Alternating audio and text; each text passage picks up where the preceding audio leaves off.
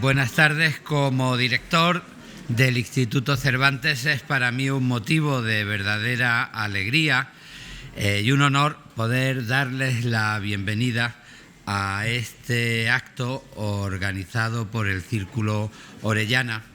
Las actividades que el Círculo viene realizando en el Instituto Cervantes desde la firma de un acuerdo muy feliz con el director anterior del Instituto, Juan Manuel Bonet, pues las actividades que está realizando el Círculo se han convertido en algunos de los signos más importantes, primero por su sentido, la llamada de atención sobre el papel de la mujer en la cultura y en la historia española, y después también por la capacidad de movilización, por la respuesta que tiene. Es siempre una alegría ver cómo todos los actos de nuestras amigas orellanas se llenan de gente y tienen la repercusión que tiene, que es el reconocimiento de la calidad y del nivel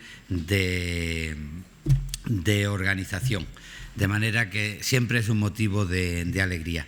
Además, decía que es también para mí un honor poder dar la bienvenida a la persona invitada de hoy, Íñigo Méndez de Vigo, un amigo de esta casa, porque en sus años de ministro de Educación, Cultura y Deporte entre 2015 y 2018, pues prestó especial amistad y especial apoyo al Instituto Cervantes, que es siempre de agradecer. Todos ustedes conocen a Íñigo Méndez de Vigo, porque además de ministro fue portavoz del Gobierno entre 2016 y 2018, y porque es un ministro que ha sabido representar bien algo que nos hace falta a todos los ciudadanos, la dignificación de la política, el comportamiento digno desde cualquier pensamiento y cualquier ideología a la hora de representar la función pública y la responsabilidad de Estado. Íñigo Méndez de Vigo, saben que es una persona fundamental en uno de los asuntos que hoy pues son más complejos y que necesitan más de nuestra atención política. Ha sido una figura fundamental en Europa. Fue parlamentario europeo durante muchos años, desde 1992. Ha jugado un papel muy importante en la Comisión de Asuntos Constitucionales Europeos. Ha presidido la delegación del Parlamento Europeo en la Convención de los Derechos Fundamentales de la Unión y ha sido secretario de Estado para la Unión Europea. Aparte de su importancia como militante del Partido Popular, su gestión en Europa es inseparable de su figura como profesor de Derecho Constitucional de la Universidad Complutense, su presencia en el Instituto de Derechos Humanos de Estrasburgo y su titularidad en la Cátedra Jean Monnet de la Universidad Complutense, así como su papel como consejero de la Unión Europea de las Ciencias y de la Cultura. Yo leí con mucho interés un libro suyo titulado Europa paso a paso, que si no recuerdo mal es del año 2002, y en su larguísimo currículum de condecoraciones y de reconocimientos, pues quiero recordar aquí el Premio Periodismo Europeo Salvador de Madariaga, que recibió en el año 1999. Pero aparte de su importancia como político, que digo que ha sabido dignificar la política, y como profesor, como figura de la Unión Europea, pues Íñigo Méndez de Vigo tiene también una vinculación muy especial con la mujer escritora a la que hoy dedicamos nuestra sesión, Carmen de Icaza. Para mí, que soy granadino, déjenme que tenga esta debilidad granadina, pues ser nieto de Carmen de Icaza significa ser bisnieto de Francisco de Asís de Icaza, el poeta mexicano, diplomático, que vivió muchos años en España y al que yo he tenido muy presente siempre, no ya porque participase en las tertulias que yo he tenido que estudiar como catedrático de literatura, con nombres de la talla de Juan Ramón Jiménez, Ortega, Rubén Darío, Amado Nervo, ese grupo de escritores que convirtieron en una edad de plata el final del siglo XIX y el principio del siglo XX. Pero es que además Francisco de Asís de Icaza es el autor de unos versos que yo he leído y he oído constantemente en mi ciudad. Siempre que se descuida uno, acaban recordando aquello de darle limosna a mujer, que no hay en la vida nada como la pena de ser ciego en Granada. Y los granadinos nos sentimos muy orgullosos de esos versos y de repetir que no hay en la vida nada como la pena de ser ciego en Granada. Entre los datos biográficos de Francisco de Icaza, pues está el que fue padre de Carmen de Icaza, una mujer que cronológicamente formó parte de la generación del 27, que destacó muy pronto como periodista y como narradora, colaboradora en El Sol, en el ABC, en Blanco y Negro, y autora de algunos de los libros de más repercusión entre los lectores españoles de la época, como la famosísima Cristina de Guzmán, un libro de 1936 que después de pasar por la radio y por el cine se convirtió en un verdadero acontecimiento cultural para nuestra cultura. Un verdadero acontecimiento significativo para nuestra cultura, para nuestra sociedad, nuestro tejido social.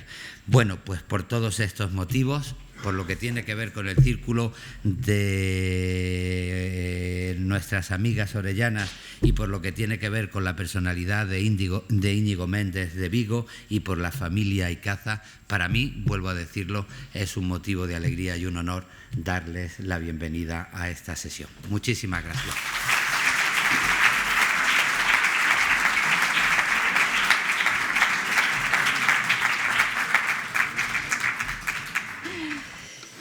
Buenas tardes a todos y bienvenidos a esta nueva sesión del tercer ciclo de Españolas por Descubrir 2018-2019 que el Círculo de Orellana organiza en colaboración con el Instituto Cervantes, hoy dedicado, como todos ustedes saben, a Carmen de Icaza.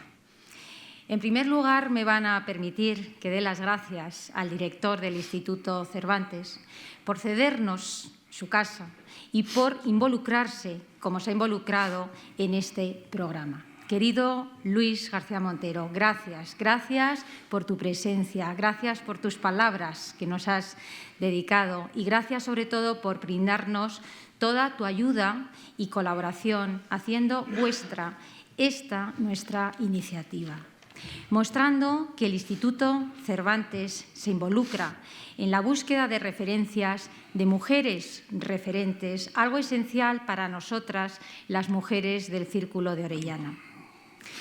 En segundo lugar, quiero dar las gracias a Íñigo Méndez de Vigo por no dudar ni un minuto en colaborar con nosotras, ofreciéndose para participar.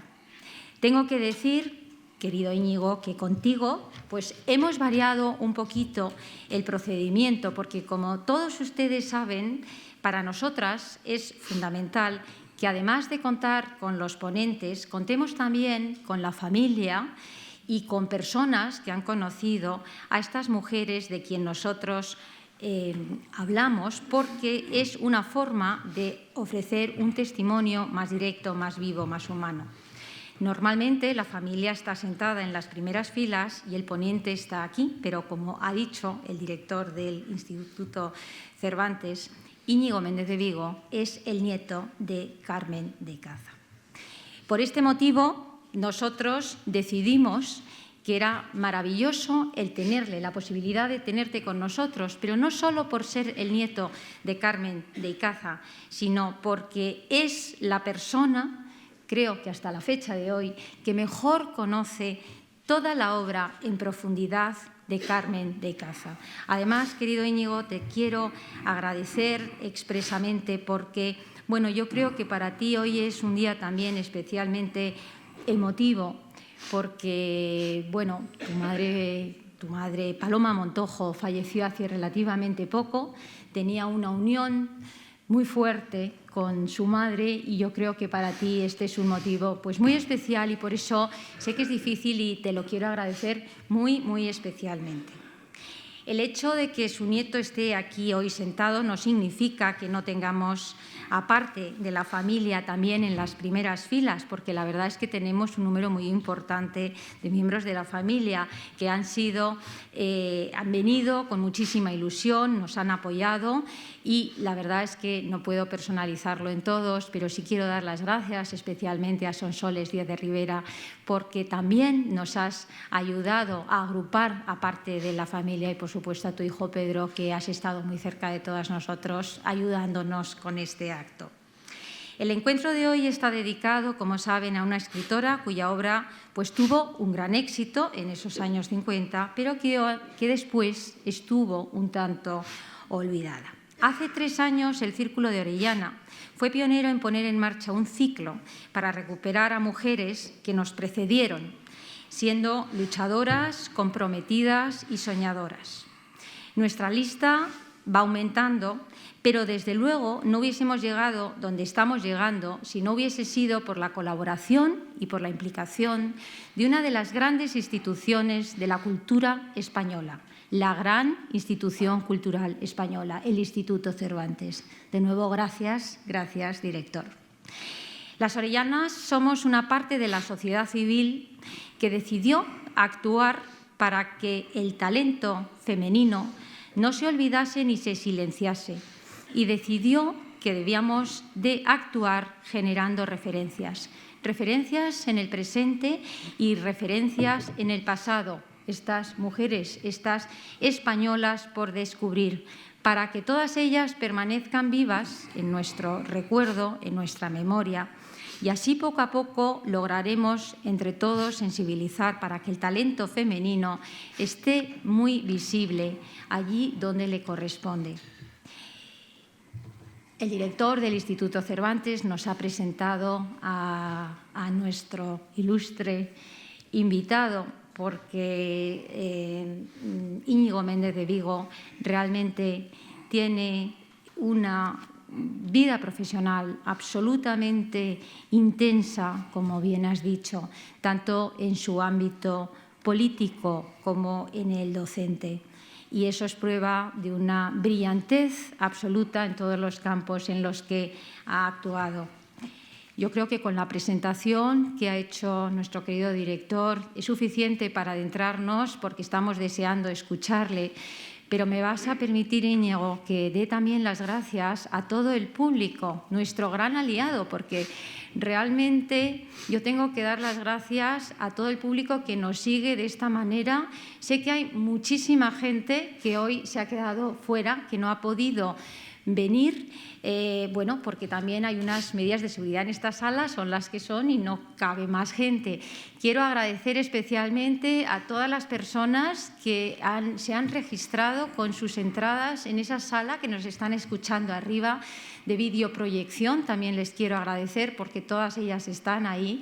Y bueno, para los que no están, desde luego ya saben que a través de los técnicos de esta casa se graban estas conferencias y se pueden después seguir a través de los canales del YouTube tanto del Instituto Cervantes como del Círculo de Orellana, por lo tanto están todas a su disposición. Querido Íñigo, sin más creo y estoy encantada de cederte la palabra. Muchas gracias.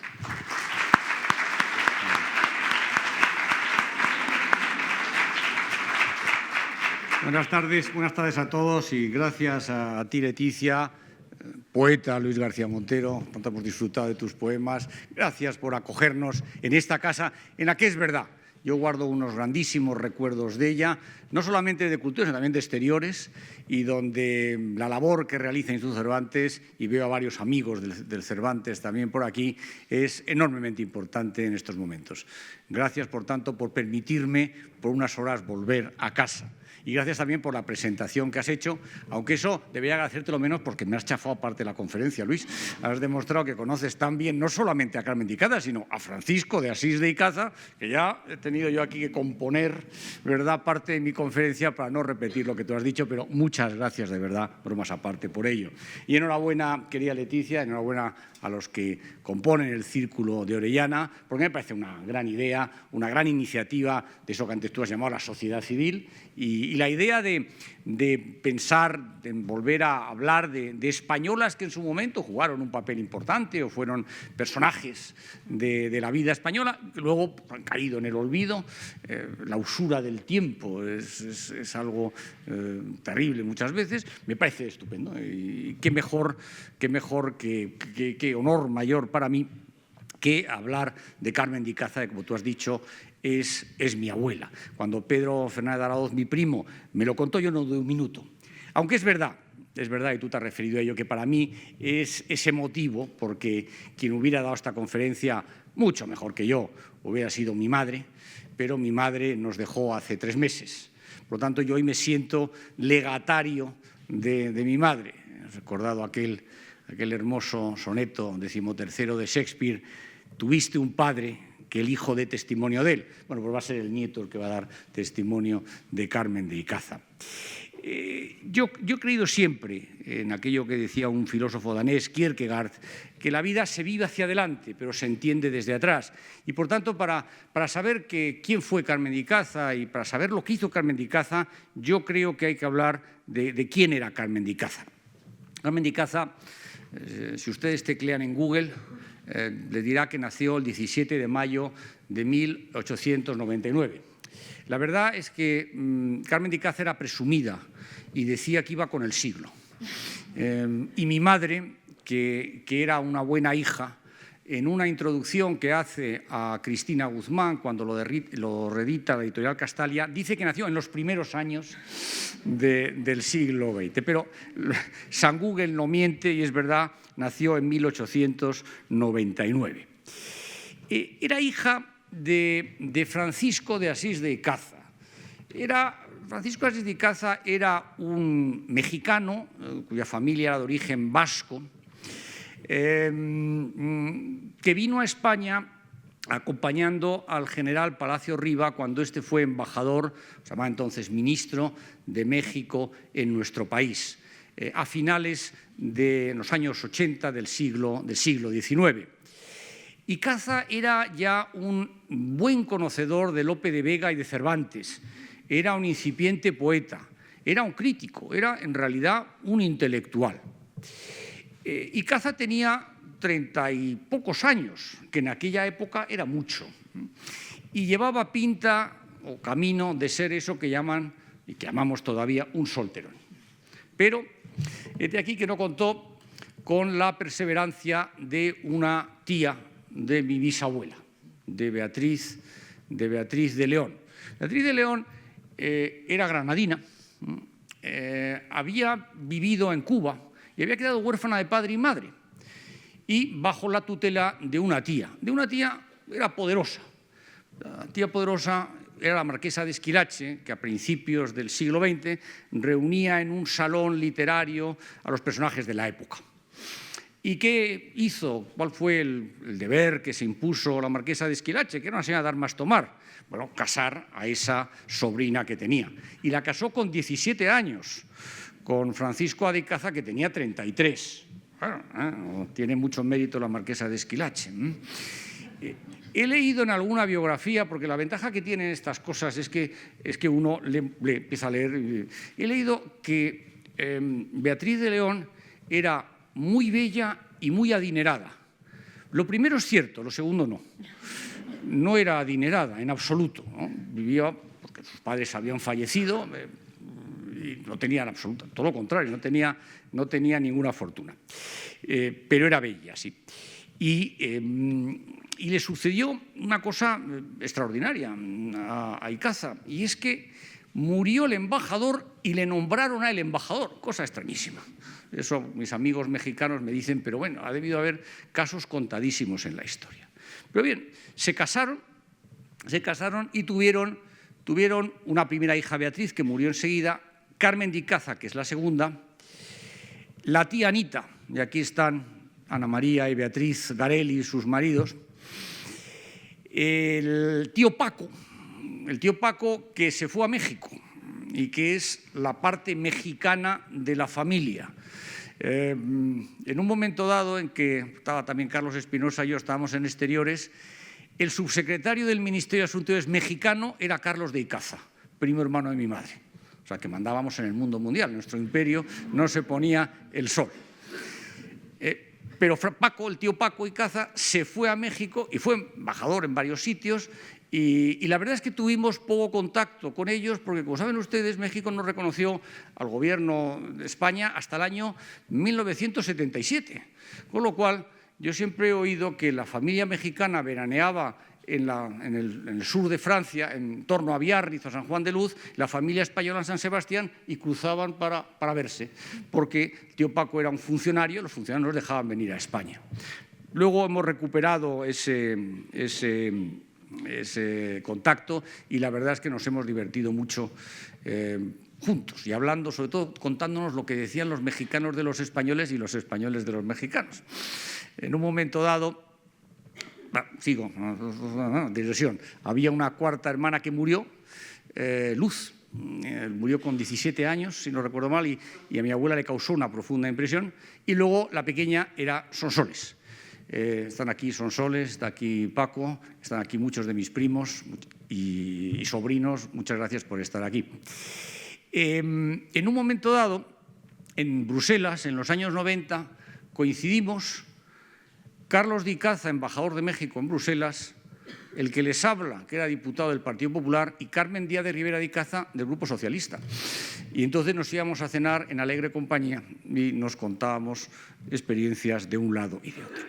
Pero bien, por tanto, Icaza, como ha dicho antes Luis García Montero, era una persona de tertulias literarias, incluso fue secretario del Ateneo. Y lo que le gustaba era reunir en su casa a los intelectuales, a los poetas de la época. Fue un gran amigo de Juan Ramón, de Amado Nervo, de Rubén, de Ortega. Y precisamente Juan Ramón Jiménez hizo un poema a Carmen de Icaza cuando ella solamente tenía 5 años. Pero es que Carmen de Icaza, en vez de jugar a las muñecas, se aprendía de memoria los poemas de Juan Ramón, lo cual ya da una idea de lo que iba a hacer en el futuro. Y Juan Ramón le hizo un poema, y no resisto a recitarles, le voy a recitar solamente la primera estrofa, la última. Una de las ventajas de haber sido ministro de Cultura es que cuando uno recitaba, cosa que a mí me ha gustado toda la vida, a la gente le parecía bien. Hasta entonces, especialmente mi familia me decía, oye, no se te ocurrirá recitar algo, ¿no? Y me miraban con mala cara, pero llegó un momento en que les pareció bien y yo continúo en la onda y, si me permiten ustedes, voy a recordar solamente las estrofas porque son hermosísimas. Es un Juan Ramón Jiménez, además, de la época modernista, de 1904. Pero decía, ¿quién iba a decir, María, que cuando tú apareciste tu boca rosa traía una copla, triste y mía por ser mía y por ser triste? Y el último, fíjense ustedes qué aire rubeniano. En mi parque encantador todo te tendrá cariño, y por un sendero en flor hallarás a un trovador que se ha convertido en niño para jugar con tu amor. Bonito, ¿verdad? Bien, pues ese es el ambiente en el que se mueve Carmen de Icaza. Y a su padre, que ve que esa niña, en vez de jugar con las muñecas, se dedicaba a escribir versos, a estar con los poetas, esto no le gustaba nada, porque creía que no era lo que una mujer tenía que hacer. Y le escribe en 1904 un poema. Le voy a también recitar, me voy a aprovechar de ello, 2 estrofas, ¿no? Sé de dónde nace tu melancolía, piensas tantas cosas a tus 5 años, sueña tantas cosas, pobrecita mía, esa cabecita de bucles castaños. Y luego acaba, no quiero llamarte pobrecita mía, no estás buena, ríe, no estás fuerte, salta, vamos por los campos, viva la alegría, la tuya compense la que a mí me falta. Y es que Francisco de Icaza era un personaje, efectivamente, melancólico. Profesor de melancolía le llamó Antonio Machado. Y por ello, él no quería que su hija fuera como él. Y por tanto quería que llevara otro tipo de vida. Pero en fin, los hijos casi nunca hacemos lo que los padres queremos. Y por tanto, pues, cada uno sigue su camino. Un hecho muy importante en la vida de Carmen de Icaza fue en 1908, cuando a su padre lo trasladan de embajador a México. Imagínense ustedes lo que era en aquella época Alemania y el contacto que tiene una niña y sus hermanas con Alemania. Eso ha hecho que mi familia, la tradición de hablar alemán haya continuado a lo largo de las generaciones. En casa hablamos alemán, especialmente cuando se trata de dinero. ¿Cuánto ha costado esto? Siempre lo preguntamos en alemán y esperamos la respuesta en alemán. Y yo recuerdo todavía a Carmen de Icaza, a la tía Anita, a su madre, a la tía Sonsoles, en un bar donde tomaban el aperitivo, Los Negros se llamaba, donde mi bisabuela siempre pedía un chablis. A mí me sorprendía mucho que les sirvieran un vino blanco, pero ya el vino blanco le llamaba chablis, debe ser una reminiscencia de embajadora. Y cuando entre ellas querían hablar de algo que pretendían que no se enteraran los demás, hablaban en alemán. Y tenían una serie de nombres clave en alemán. Por ejemplo, al entonces príncipe de España le llamaban der Blonde, que significa el rubio. Pero ya comprendan ustedes que en el bar Los Negros nadie sabe quién era el blonde. Entonces hablaban con total naturalidad del entonces príncipe de España. Por tanto, tuvo una gran influencia Alemania y la presencia de Carmen de Icaza y sus hermanas en Alemania.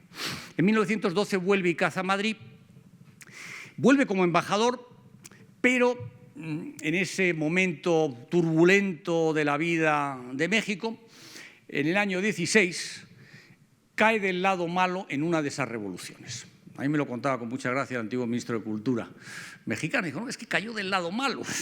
Y caer del lado malo en el año 16 significaba que no solamente te cesaban, sino que además tampoco le mandaban la pensión. Esto significa que quedaron en muy mala situación económica. Yo creo que Icaza, en los últimos años de su vida, pues tuvo que buscar la manera de ganarse la vida, porque entonces pues, no había ni seguridad social, ni había nada, que tenía mujer e hijos. Cuando Icaza muere en el año 1925, la familia se queda en una situación económica muy complicada y Carmen de Icaza decide que tiene que ponerse a trabajar.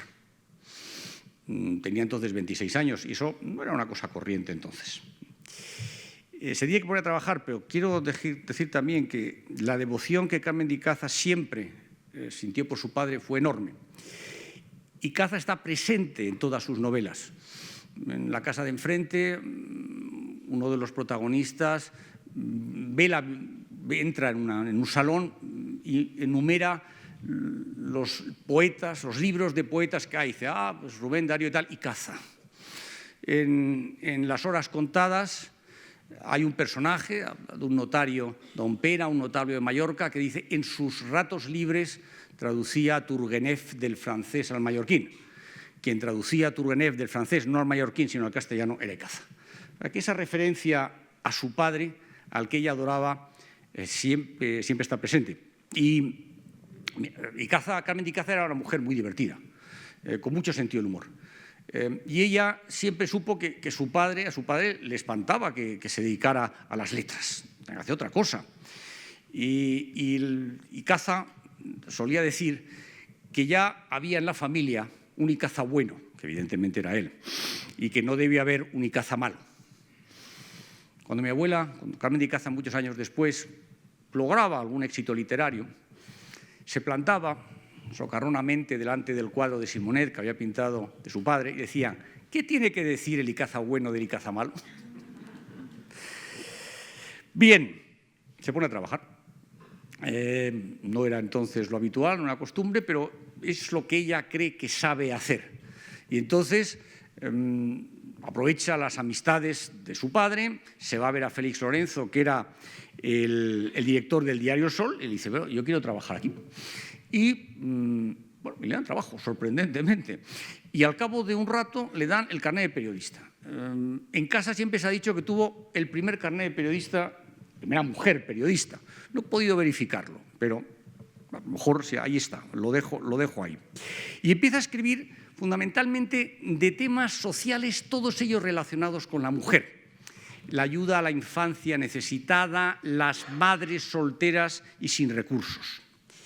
En el año 30 se casa con Pedro Montojo y sigue escribiendo todos esos años. Tiene a Paloma Montojo, a su única hija, en el año 31.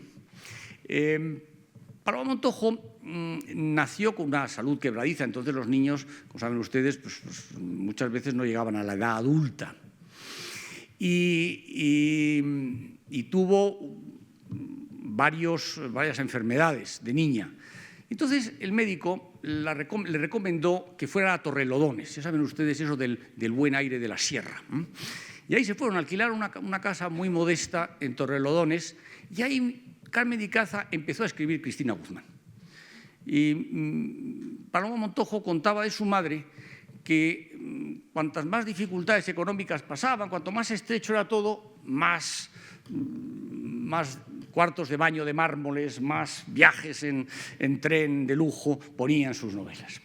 Con lo cual, es verdad que Cristina Guzmán la publica. Primero la verdad es que le publicaron una novela que ella había escrito a los 17 años en Alemania.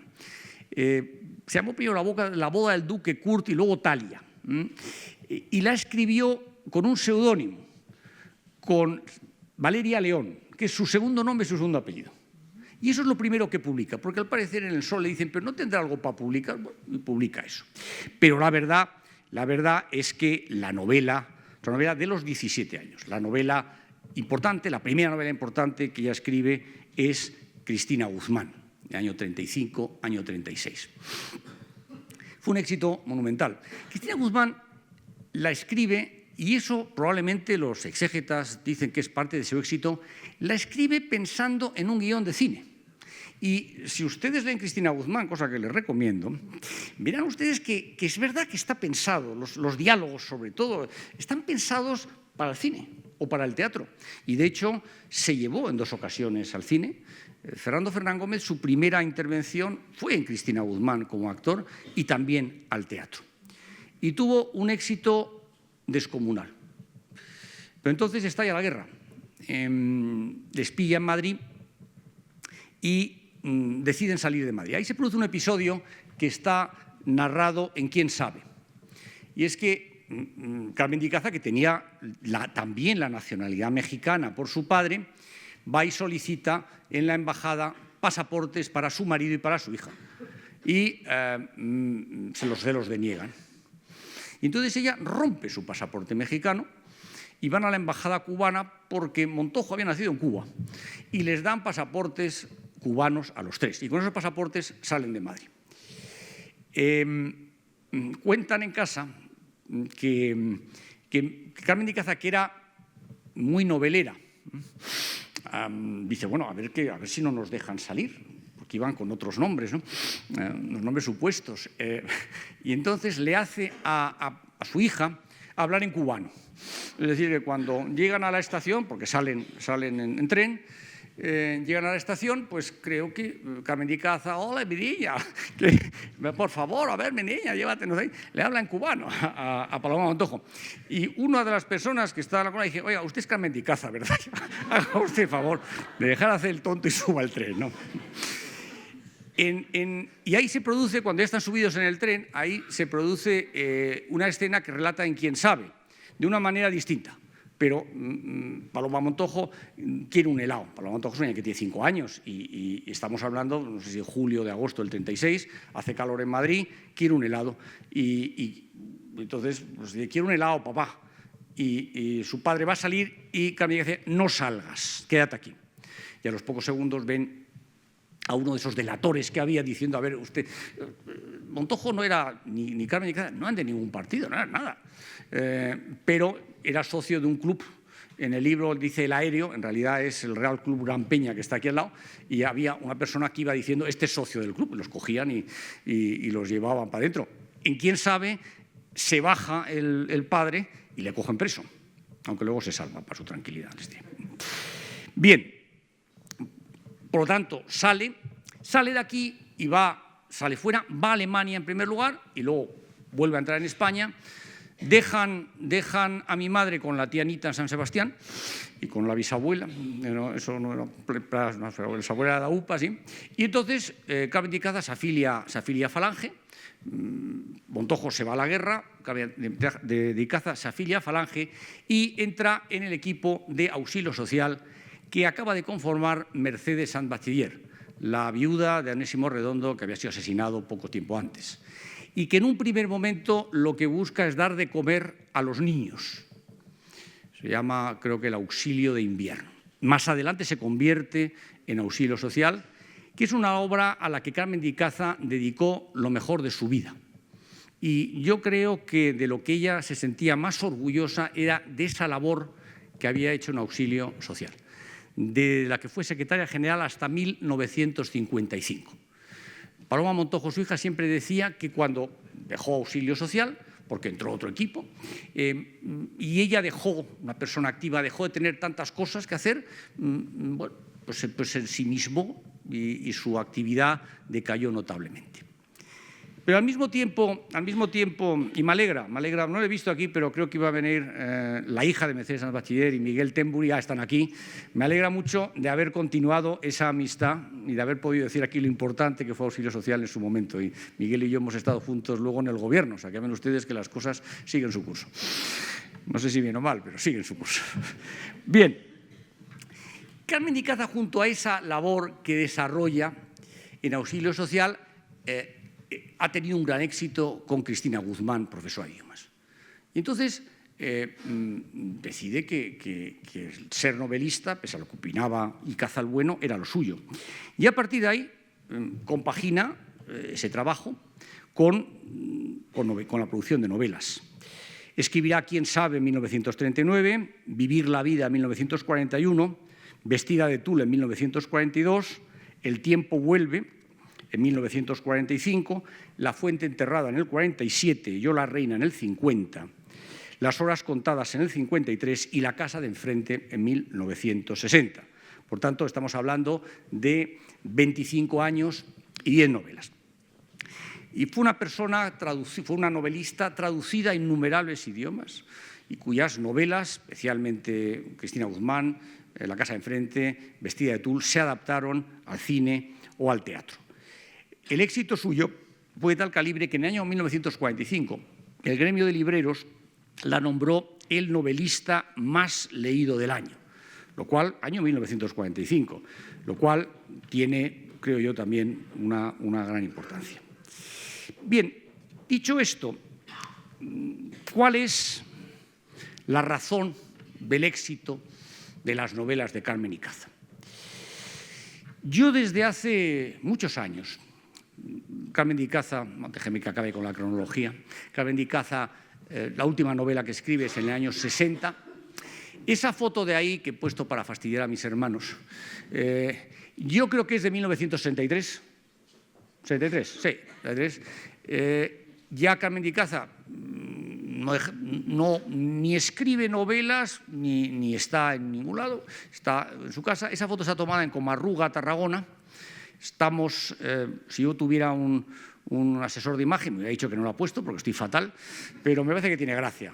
El de atrás, el que hace muecas soy yo, la niña es Beatriz y Pedro es el pequeñajo que está ahí. Por cierto, tu hijo Íñigo Junior te pareces mucho a tu padre, ¿eh? Está tomada en la playa, porque es verdad que nuestra infancia Son recuerdos no de un patio de Sevilla, sino de muchas tardes con Carmen de Icaza. Al ser mi madre hija única, al tener mi padre 10 hermanos, ya comprenderán ustedes que todos nos volcábamos hacia la abuela, cuyos nietos éramos únicos, ¿verdad? Y la verdad es que solíamos comer 2 veces a la semana en su casa y muchas tardes íbamos a una casa que tenían en las afueras de Madrid. Por lo tanto, el contacto con ella fue un contacto muy habitual, muy cariñoso, muy frecuente. Yo creo que la afición a la lectura que tenía Carmen de Icaza se la pasó a nuestra madre y desde luego a nosotros. En mi casa todos somos grandes lectores. Ahora uno de los problemas que vamos a tener cuando desarmemos la casa de mi madre es que está llena de libros. Y hoy en día, desgraciadamente, ¿verdad, Luis? Nadie quiere llevarse los libros. Es una desgracia.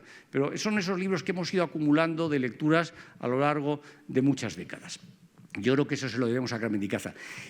Los últimos años de su vida prácticamente tenía poco contacto, tenía contactos con su familia, siempre sus hermanas, siempre la tía Anita y la tía Sonsoles y sus nietos. Ella perdió la vista. He leído en algún lado que estaba ciega, no estaba ciega para nada, pero perdió la vista, mucha vista. Y para una persona a la que lo que le gustaba era leer, pues eso no era una tragedia.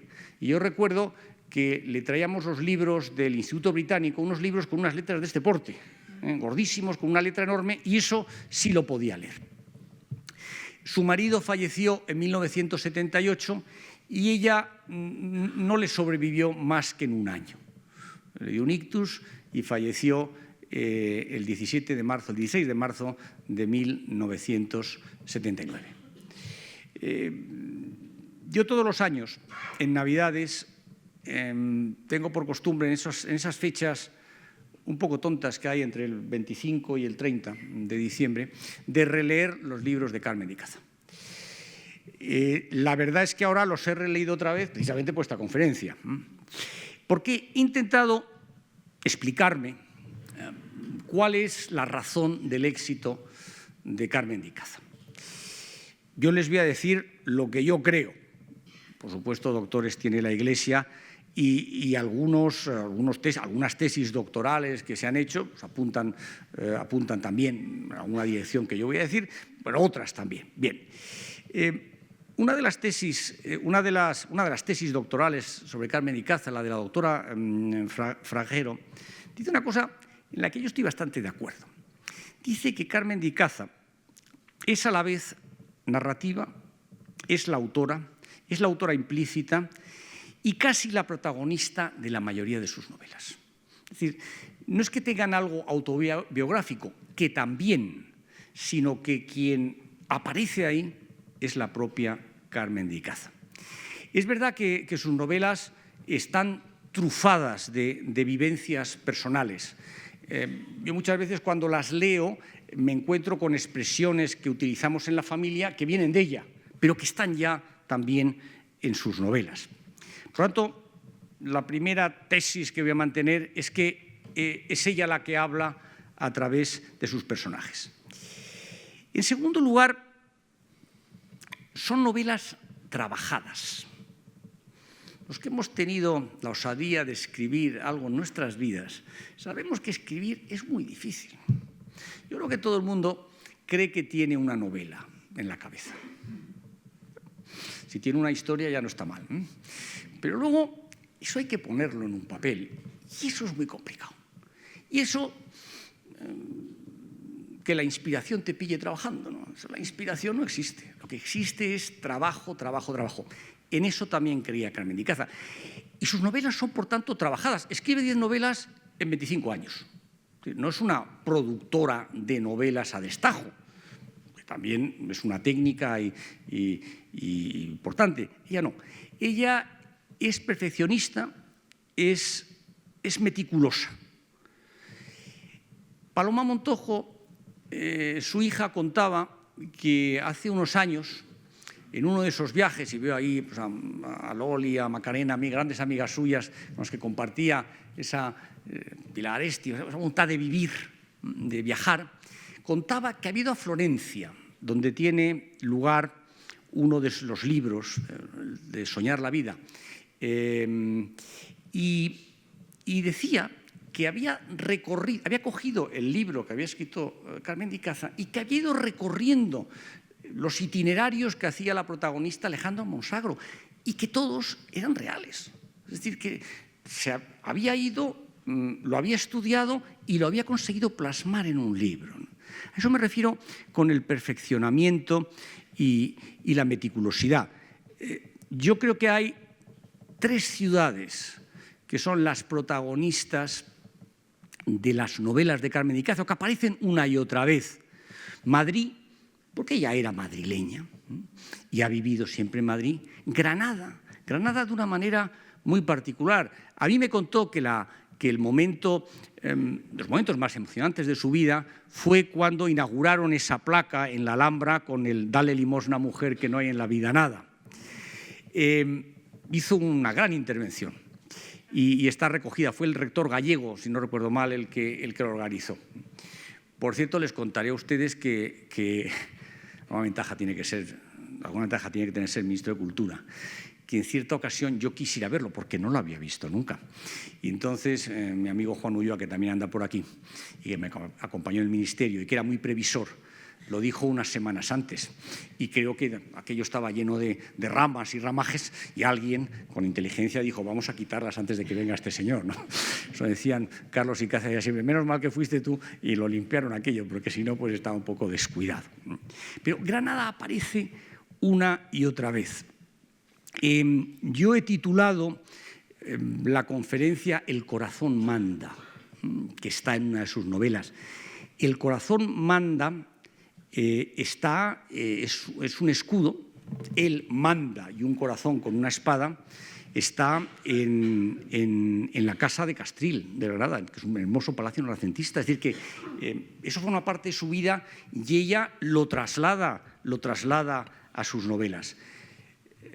Y el tercer lugar en el que transcurren muchas de sus novelas, y probablemente una de las, a mi juicio, más importantes, es Las horas contadas, es Mallorca.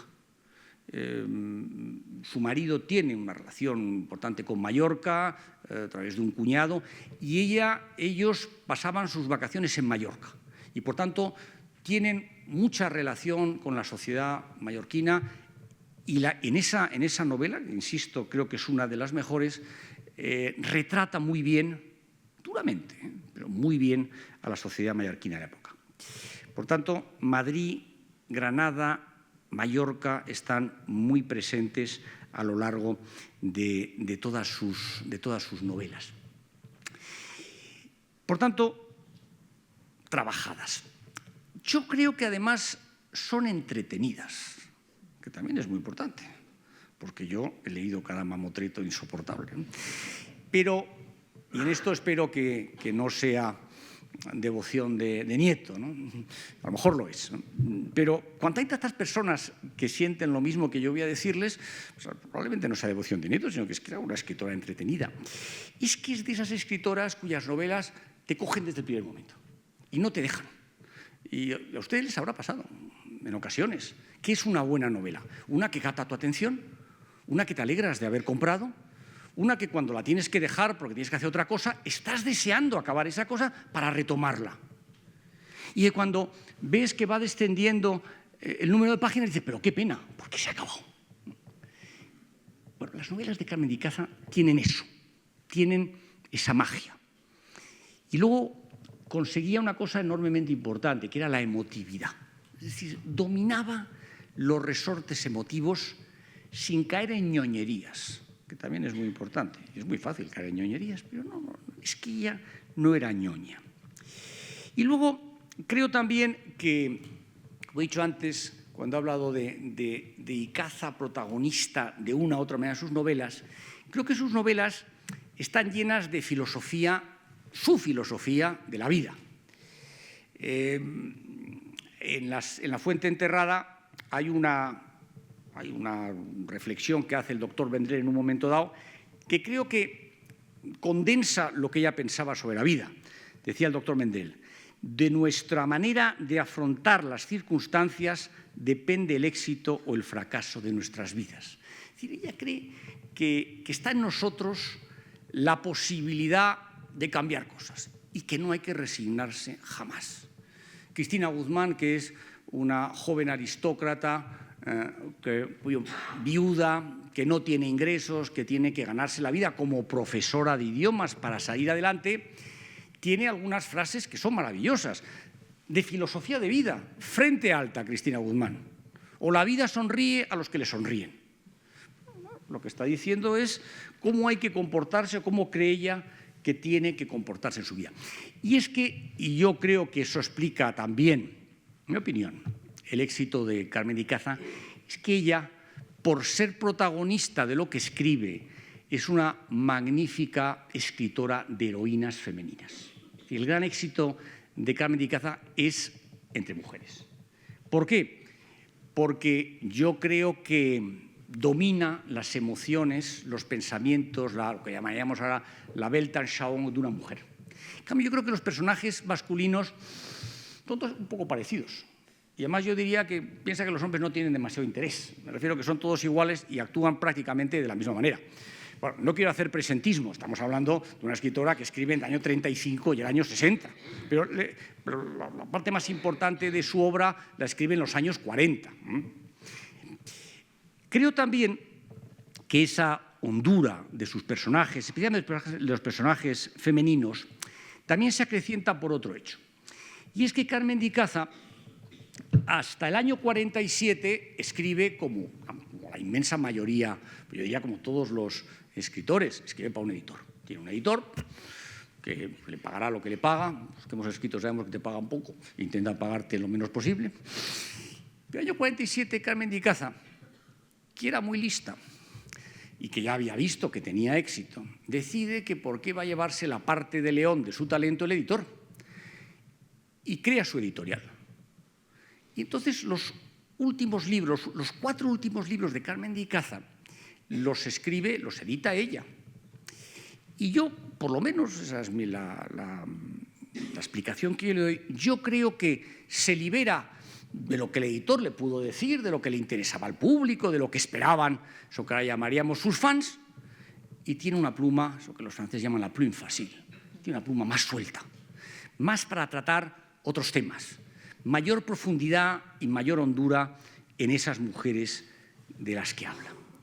Probablemente en La fuente enterrada, Las horas contadas, La casa de enfrente, Yo la reina, esas 4 obras, las 4 obras en las que ella, digamos, se ha independizado, yo creo que es donde alcanza mayor calidad literaria.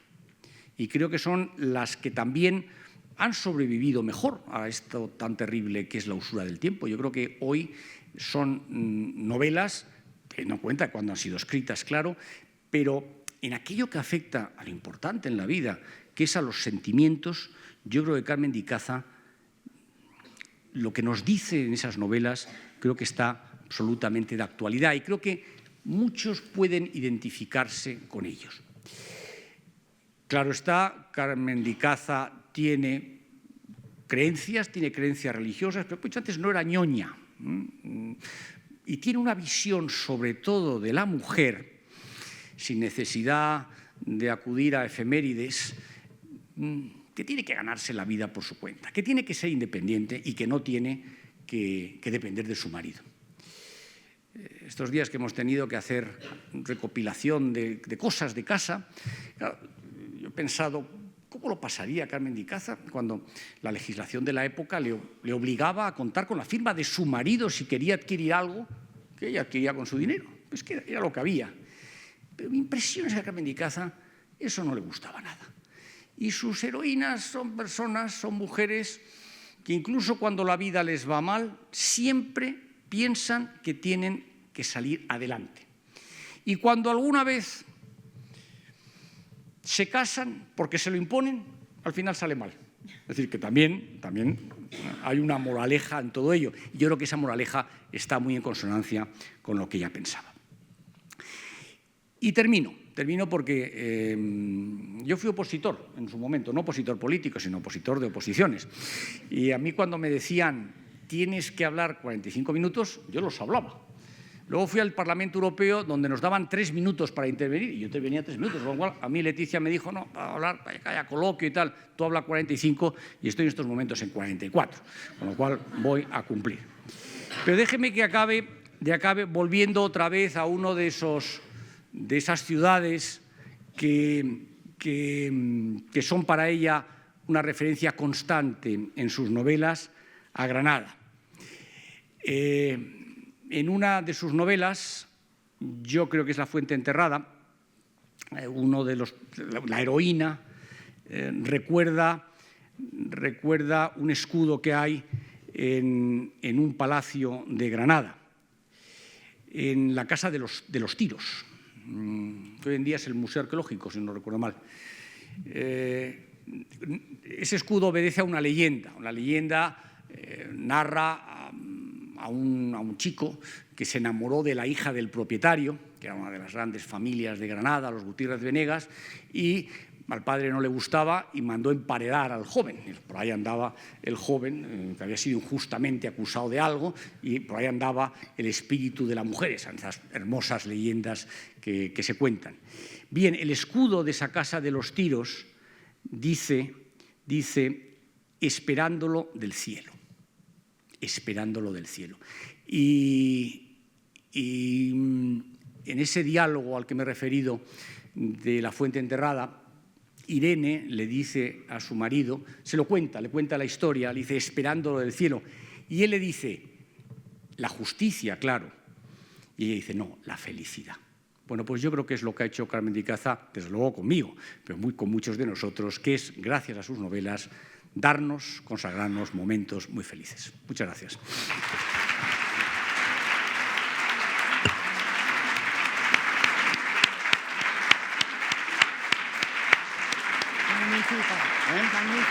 Magnífico recorrido, claro que sí.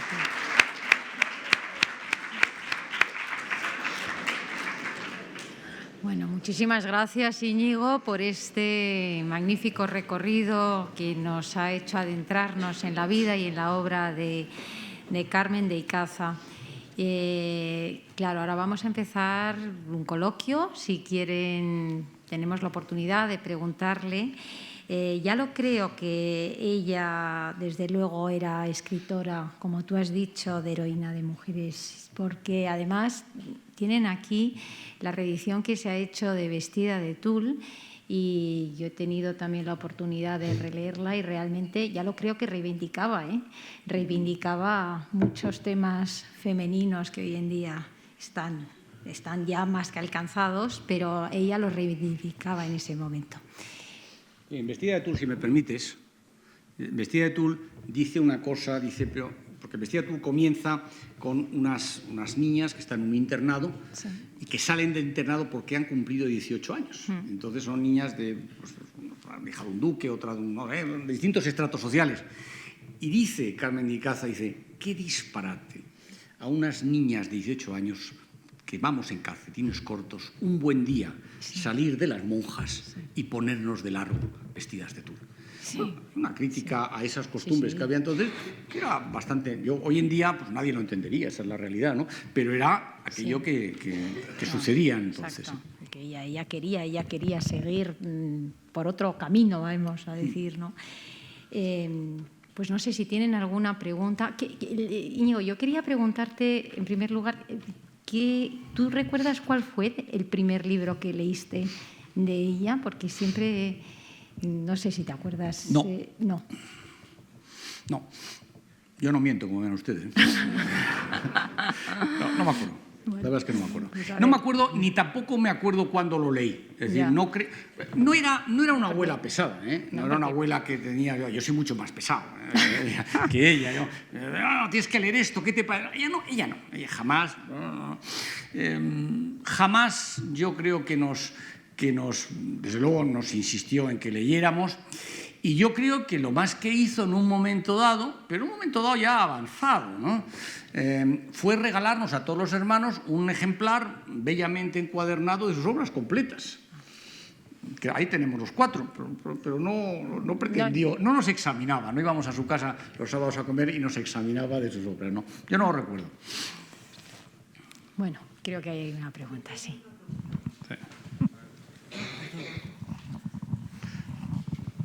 Uno de los... ¿Se oye? Sí. Uno de los libros que más me encanta, que es Soñar la vida, la protagonista, que es escritora, ella, Teresa Sandoval, firma con un seudónimo que es Juan Iraeta, internacionalmente famoso. ¿Creéis que a lo mejor hay algún libro que haya editado con un nombre de hombre por pensar que en ese momento a lo mejor iba a tener una repercusión más fuerte? Yo creo que no. Ella lo que hace, como he contado antes, es su primera novela, la publica, no sé si la llegó a publicar, no, yo creo que la escribió con seudónimo, no sé cómo la publicó 18 años después. La escribió, la firmó como Valeria León, porque ella se llamaba Carmen Valeria de Icacia León. Pero yo creo que no, al revés, yo creo que a ella eso no encaja en lo que ella pensaba que era el papel de la mujer. Es decir, ella no es Fermín Caballero. Yo creo que piensa que la mujer que escribe tiene que escribir. Y ya he contado antes cómo ella, de alguna manera socarronamente, a su padre, que no le auguraba ningún buen final en las letras, pues, le decía esto de ¿qué dice y caza el bueno de y caza el mal? ¿No? Me alegra mucho que esté Jimena Pan de Solaluce, porque Jimena ha hecho una cosa extraordinaria. Y es que ha terminado una de las novelas de Carmen de Icaza. Un día me dijo, oye, ¿qué te parece si yo es que me gusta mucho Carmen de Icaza y sus novelas, y hay una en la que, bueno, pues el final ahí queda abierto, ¿no? Como pasa tantas veces, ¿no? Bueno, pues está esperando, ¿eh? ¿Qué va a pasar? Pues no lo sabe. Y entonces Jimena hizo el final. Lo hizo admirablemente bien. Yo creo que mi abuela había estado muy contenta de ese final, ¿no? Pero optaste entre las distintas posibilidades que había, optaste muy bien. O sea que te lo quiero agradecer. Te lo quiero agradecer, Jimena. Ay, hay otra pregunta. Bueno, esto la familia esto empieza a ser peligroso porque ahora ya entra la familia. A mí me contó la tía Carmen que la boda del duque Kurt, que le escribió con 17 años y se la enseñó a su padre. Y su padre le dijo, esto es una porquería importante y desde luego no lo vas a firmar como Carmen Icaza. Y por eso usó el segundo nombre, Valeria León. Bueno, ya hemos aprendido algo más, Icaza, Francisco de Icaza, era un personaje. Era un personaje, antes he dicho algunas cosas de él, era un personaje melancólico, sus poemas son poemas todos muy tristes, ¿no? Un día de lluvia cerrada y frío y viento, no se te ocurra leer a Francisco de Icaza, ¿verdad? Mi abuela Carmen de Icaza tenía devoción por él, y como he dicho antes, está muy presente en toda su obra. Icaza era muy crítico, porque era muy riguroso. Y eso también, cuando cayó en desgracia, lo he relatado antes, lo de la Revolución Mexicana, cuando dejan de pasarle la pensión, lo que le hizo la vida difícil a Icaza es que, debido a esa honestidad intelectual, a esa rectitud, a esa exigencia, no se había granjeado precisamente amistades. Es decir, era un crítico que cuando algo no le gustaba era muy duro y lo expresaba públicamente. Bueno, y a nadie le gusta que digan de otro, oye, tú, teniendo él además un gran prestigio, esto que has escrito es una birria, o esto no es verdad, o esto no sé de dónde lo ha sacado usted, pero no es cierto. Y como pasa en la vida muchas veces, pues cuando sucedió eso, cuando se encontró en una situación complicada, yo creo que hubo gente que se vengó de alguna manera, y por tanto esos 9 años que transcurren lo pasó mal, porque hubo gente que no le quiso apoyar precisamente por esa razón. Pero no me extraña, eso entraría dentro de lo que acaba de contar la tía Sonsoles, o la prima Sonsoles, porque ya con los años ya se ha hecho prima en vez de tía, entra bastante en lo de Icaza bueno y Icaza malo. Icaza era una persona, Francisco de Icaza,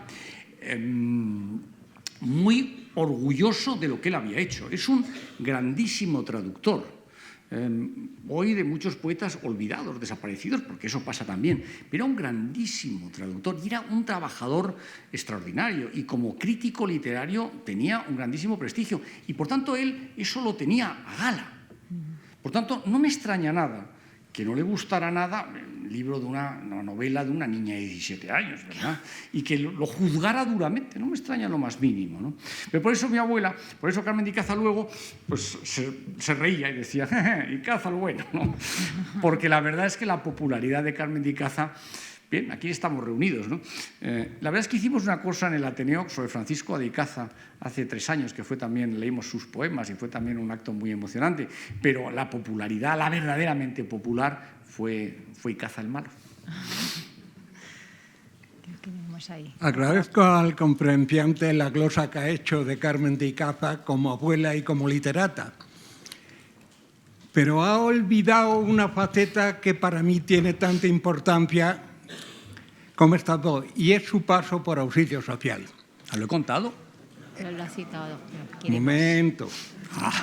Es Voz Popular, que es su novela, que Cristina Guzmán, profesora de idiomas, sirvió de consuelo a algún detenido en alguna cárcel, concretamente en la cárcel que se llamó de Torrijos. Pasó el tiempo y esa cárcel se convirtió en el Hogar María de Molina de Auxilio Social. Carmen de Icaza la visitó mucho. Ese hogar, como toda la institución de auxilio social en la parte femenina, estaba encargado a las Hermanas de la Caridad. Cuando Carmen de Icaza entraba por la puerta del Hogar María de Molina, conde de Peñalver, Fundación Fausta Elorza hoy, había tocas que temblaban. Era desfacedora de entuertos y era el ángel protector de aquellas niñas, de aquellas mujeres que Auxilio Social acogía allí. Ese hogar estaba destinado fundamentalmente a la formación de universitarias. Carmen de Icaza y yo hemos coincidido en una boda. ¿Boda de quién? De una de las acogidas de Auxilio Social. Cuando una chica de Auxilio Social se casaba con un universitario de un hogar que hay en Arturo Soria, el Hogar Ciudad Universitaria, lo apadrinaba Carmen de Icaza y apellidos como Oriol, de tren articulado ligero y coche Oriol, o Tena, de los famosos Luca. El piso gestionaba Carmen de Icaza que se le regalase, no era difícil, obra sindical del hogar, piso humilde, pero en fin, en aquellos tiempos era algo muy importante. Y esa mujer, siento que no haya ninguna de las que las conocieron perfectamente, porque podría hablar de una condición que tampoco he señalado, de su tremenda capacidad de organización. Supo vivir esa etapa suya, esos 18 años, con una entera libertad, lo cual tampoco era fácil en aquellos tiempos. En fin, lo dejo aquí porque... No lo deje usted aquí. Estaba yo muy interesado, todo lo contrario. Yo creo que el error ha sido que... ¿Cómo se llama usted, perdone? Pepe no haya venido aquí a darla conmigo porque efectivamente usted hubiera completado cosas que yo ignoraba. Bueno, pues oiga, esto que acaba de contar usted, Pepe, muchas gracias. Agradezco mucho, ¿verdad? Porque da una visión que complementa conmigo. Tiene mucho mérito por una cosa que le voy a decir yo. Porque Carmen de Icaza era muchas cosas, pero había una que no era deportista. O sea que si desde luego promocionó un equipo de hockey, lo hizo por amor al deporte, al deporte de los demás, no al de ella. Pero es verdad que ella, como he dicho antes, ¿no? Ella de lo que más orgullosa estaba era de la labor que hizo en Auxilio Social. Y en sus libros siempre aparece. Y aparece incluso, y esto va en la línea de lo que les he dicho antes, recogiendo la tesis de la doctora Fragero, de que ella es un personaje de sus libros. En La casa de enfrente, una de las protagonistas, Juana, si usted la recuerda, es una chica que está en un hogar de auxilio social y aparece en un momento dado, esta chica tiene un problema y entonces acude a una persona que era la que mandaba ahí. Y cuando uno lee, apareció fulanita con otro nombre, pero la descripción física con aquella trenza que tenía Carmen de Icaza, comprendes que es ella.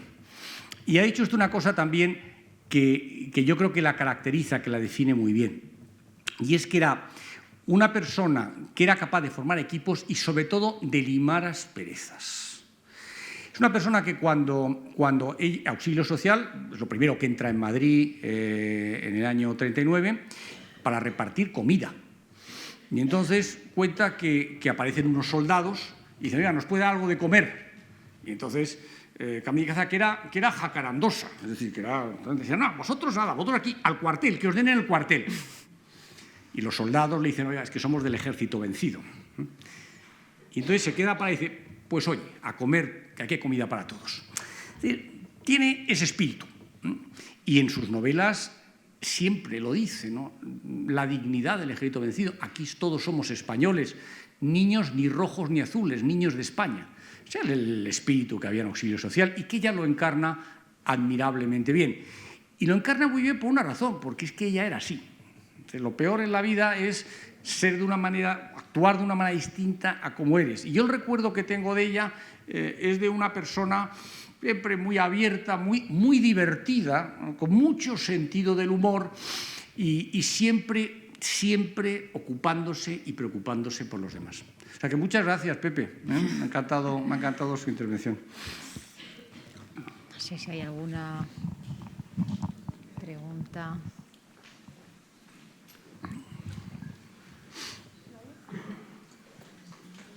¿No? ¿No he visto ahí una mano? No. Mi profesor de matemáticas decía, a casa que se enfría la sopa, ¿no? Bueno, pues nada más, si no tienen más preguntas, agradecemos muchísimo, Íñigo, tu presencia, este encuentro contigo por el cual hemos vuelto a hablar de Carmen de Icaza, también la presencia del director del Instituto Cervantes por acompañarnos y a todos ustedes por seguirnos tan de cerca. Muchas gracias y hasta el próximo encuentro. Muchas gracias.